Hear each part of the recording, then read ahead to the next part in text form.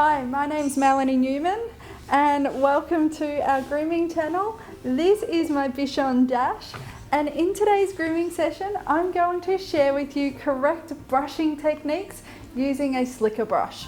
When choosing a slicker, you really need to choose a slicker that's going to suit your dog breed and your dog's coat type. I'm going to go through some different slickers and their different functions. The Sheer Magic Flexi Slicker.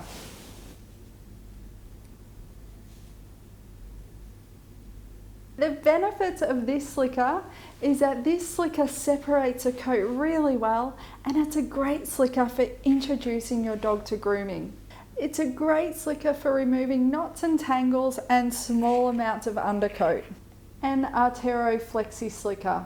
Very similar to the Sheer Magic Slicker. And again, this is a great slicker for introducing your dog to dog grooming. And again, it's great for removing small knots and tangles on smaller breeds. The pins on both of these slickers are long enough to go through short to medium length coat. Perfect for poodles, bichons, cavoodles, your spoodles, single coated breeds, as well as Frenchies and Staffies. And they are perfect for small breeds with a double coat. Artero Universal Slicker, long pin.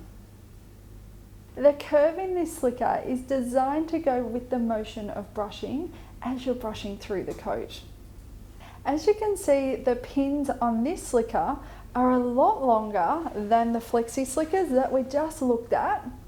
So it's perfect for double coated or longer coated breeds, and it will remove knots as well as dead undercoat. Breeds such as American Cocker Spaniels, English Cocker Spaniels, or even your Samoyeds. This slicker can also be used on poodles or bichons that have a long coat. Artero Double-Sided Long Pin Slicker. As you can see, the pins on the double-sided slicker are a little bit longer than the flexi slicker. This slicker works really well to separate the coat as it is super gentle, and the pins are very close together and they are very flexible. I prefer to use this slicker on a dog with a curly coat such as a poodle or a bichon or even a cavoodle, as it gently removes knots. I would not use this slicker on a dog with a heavy coat, so breeds such as Samoyeds or Bernese Mountain Dogs, as the pins are very fine and quite flexible, and the heavy coat may damage the pins. Sheer Magic Slicker with protective tips.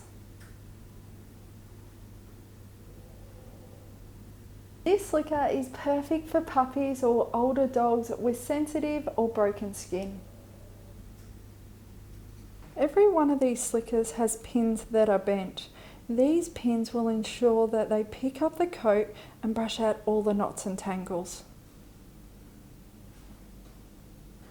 The middle of the slicker is the part of the slicker that we mostly use to brush our dog. It's important to prep your dog's coat using a coat conditioning spray before we start brushing, as this will help keep our dog's coat nice and hydrated, as well as help remove any knots and tangles, as well as minimise breakage. As we begin to brush our dog, we want to only brush small areas at one time, and once our slicker begins to glide through the coat, then it's time to move on to the next part. It's important when we're using our slicker that we keep our wrists nice and straight and our slicker level with our dog's skin, brushing through the coat in a steady motion. When brushing smaller areas such as our dog's muzzle, then we would just use a corner of our slicker, but still using the same technique, level with our dog's skin and brushing through the coat in a steady motion. Common mistakes I see are brushing over the top of the coat and not getting to the base of the skin. We want to get to the base of the skin and gently brush through the coat, but not scratching our dog's skin. using our slicker sideways and brushing sideways. This will not remove any knots and tangles or remove any dead coat. Flicking and turning our wrist. If we do this, it not only hurts our dog, but it actually pulls the coat in the wrong direction and it may break and snap off healthy coat. Use your slicker the correct way by going with the direction of the coat growth as well as against the direction of the coat growth. Try to perfect your technique before speeding up and try to brush slow and steady, as this will ensure that we've removed all the debris, knots and tangles as well as any dead coat. I hope this grooming session helps you guys choose a right slicker for your breed or your dog's coat type. Thank you for watching, and if you guys have any questions, pop them in the comments below and I will definitely get back to you. And until next time, happy grooming.